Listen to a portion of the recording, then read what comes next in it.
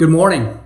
I'm coming to you today, August 12th, from my brother's lovely home in Columbus, Ohio, with a story of this specific day in history 115 years ago, a day that I think has profound importance for us today.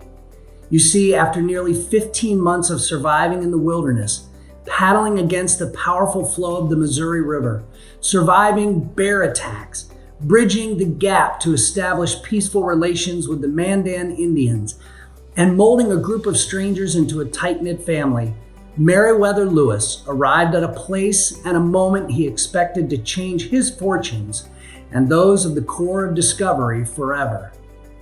What he couldn't possibly have expected and would never have wished for came into plain view. Standing atop the Continental Divide near the Lemhi Pass, he believed himself to be at the rumored Northwest Passage, an easy half-day portage leading to a downstream paddle to the Columbia River and eventually the Pacific Ocean.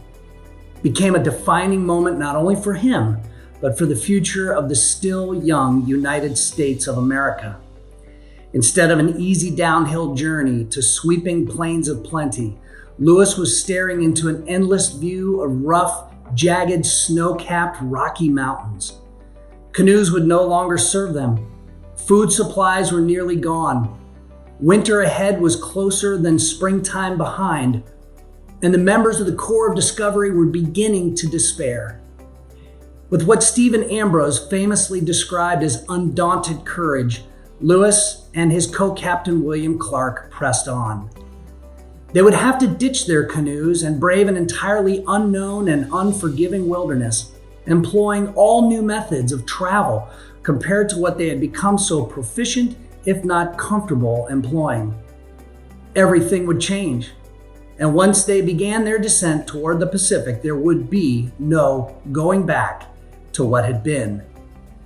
This was a moment that would change history forever, for them and for everyone who hears this message.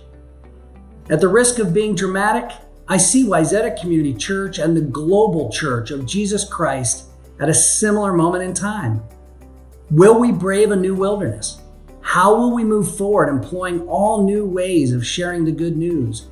Are we willing to go ahead, knowing that we might not ever go back to what had been?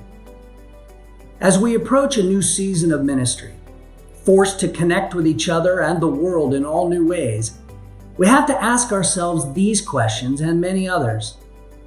We are going to take up these questions as we continue to brave a new path.